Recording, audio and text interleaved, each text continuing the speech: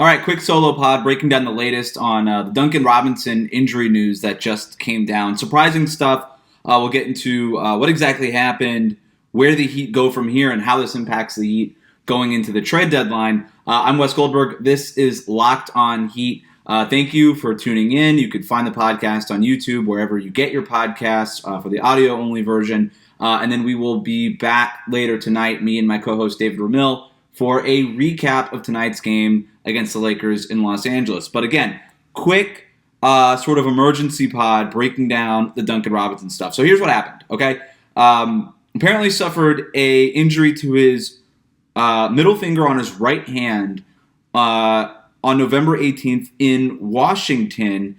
Now, I looked at the game log, was my immediate reaction when the beat reporters started tweeting about this, and kind of interesting, Duncan Robinson did not play in that game in Washington. So I did my own reporting, talked to some people. Turns out he actually didn't injure it in the game because obviously he did not play in the game. He injured it in pre-practice before shoot-around that morning. Oftentimes the Heat will do a pre-practice before the regular practice / shoot-around, Duncan Robinson being a part of that. Obviously heard it then, okay? So that's what happened. Dealt with this since basically November 18th, okay? So month and a half, he's been dealing with this injury. He got a second opinion on the finger in Los Angeles on Tuesday this week, and then eventually elected to go ahead and get the surgery. He's going to be out at least for 4 weeks, at which point he's going to be reevaluated. So he could potentially miss more time. Reevaluation, that's all that means. It just means, hey, let's look at you, let's reevaluate you. Where are you? Let's make a new determination, a new timeline from there. So 4 weeks at the very least. Takes him right up until the trade deadline. Today is January 4th. The trade deadline is February 9th. We'll get into what that means in terms of the Miami Heat and their approach at the deadline, how this limits them. We'll get to that in a second, okay? One last interesting note before we get to that stuff. I looked up the shooting splits for Duncan Robinson before the injury and then after this injury. Before the injury, shooting 30.4% on 4.6 threes a game. 30%, very bad.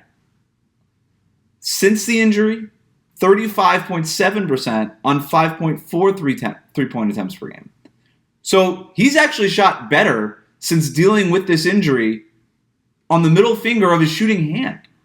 So between all of that, I'm not saying it's suspicious. It's weird. This whole thing, this is weird. I'm not saying it's not true.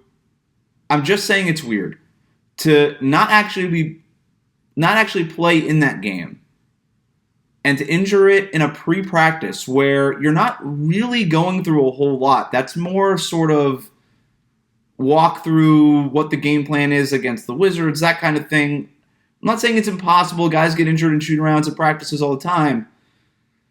It's just a little weird. I'm just putting it out there.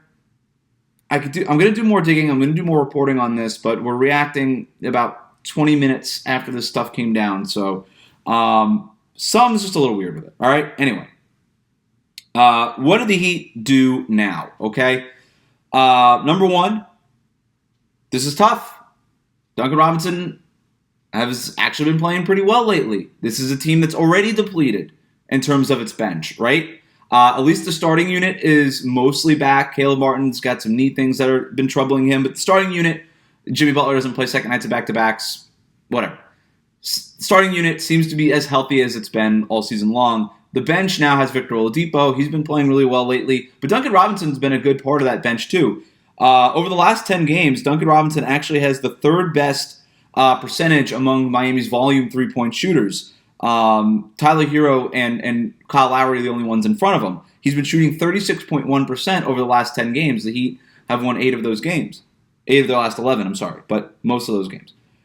Behind Duncan Robinson, now that he's out, that's going to put more pressure on Max Strus, who's not been shooting well all season and hasn't really been shooting well lately either. 33.3% in that same 10-game stretch. Gabe Vincent, 30% over the last 10 games. And Caleb Martin has been in a bit of a funk while he's dealing with these injuries. 23.8% over those last 10 games. So Duncan Robinson has been their best non-starter non-core player, right? Non-Tyler Herro, Kyle Lowry. Beyond them, Duncan Robinson, easily Miami's best three-point shooter. And now this now the coaching staff has to basically turn to Max Strus and Gabe Vincent and say, hey, wake up. Time to get out of the shooting slump that's basically been going on. We're like halfway through the season now. It's been going on all season. It's been rare the games that these guys have shot as well as we expected them to. Caleb Martin, you just hope for him to get healthy. Before this injury, he was shooting like 40% from three-point range. As soon as he gets healthy, that should come back. The other part of this, too, is that the Heat don't have many other options.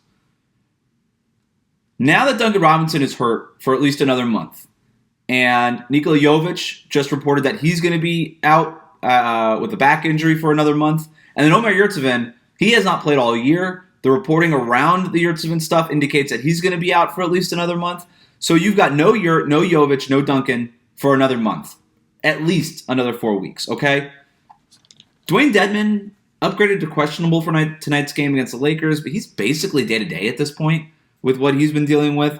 Udonis Haslem doesn't really count as a roster spot. We know this. And then, of course, they've only used 14 of the 15 roster spots. So one of them is empty. So that's 6 unused spots, 6 spots on the roster that you're getting nothing from.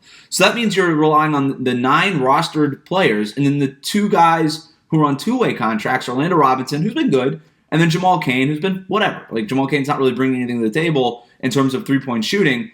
Haywood Highsmith has been okay from the corners, but he's taking less than 2 3-pointers per game over the last 10 games. So you're not really looking at him to replace the volume three-point shooting that Duncan Robinson gives you.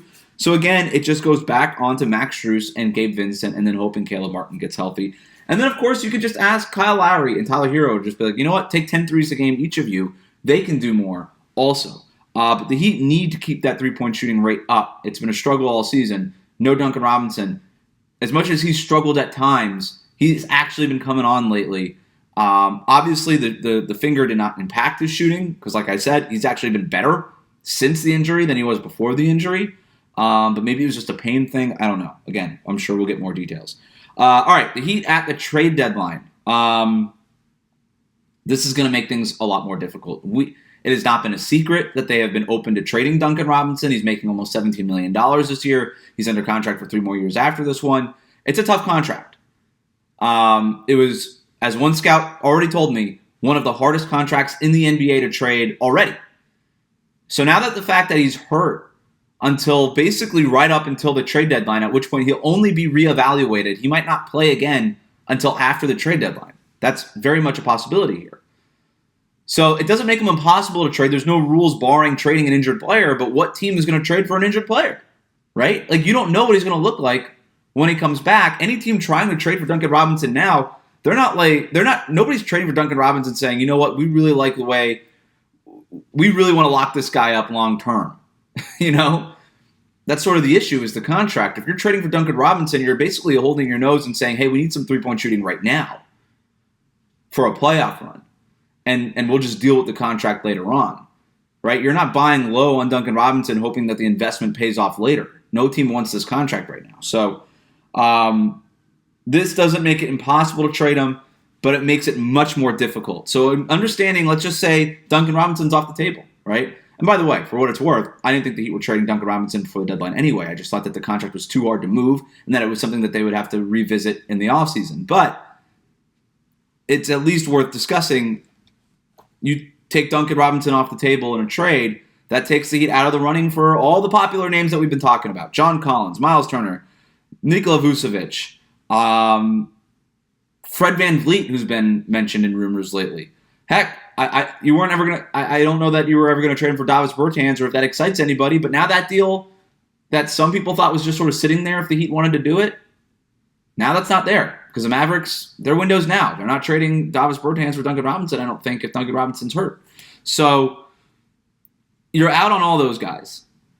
This leaves the Heat with about $8.3 million in stackable salaries. That's Dwayne Dedmon, and then some of, if you really want to part with the Max Struses, Gabe Vincent, Omer Yurtseven, kind of smaller one-year contracts, you can get up to just over $8 million. Now you're in the zone of TJ McConnell, Thaddeus Young, Taurean Prince, DeLon Wright, like nothing that's going to excite anybody. Nothing that's going to excite a Heat fan. But that's sort of what we're talking about here. That's if you include Victor Oladipo, now you're back into that $17 million range. But what player are you getting back that's going to be better than Victor. Victor Oladipo's been good for the Heat lately. I think that they would rather just have Oladipo at this point versus anybody that's sort of in that $17 million range. And that also would require you trading like 3 or 4 players to get up to that $17 million range. So it would be Oladipo, Dedmon, and Strus, for instance. What player are you bringing back that's going to replace, Oladipo and Strus? It would have to be a pretty good player. It might even have to include draft picks, right? And then all of a sudden, you're still up against the tax. You have to backfill the rest of your roster. So it just doesn't seem feasible.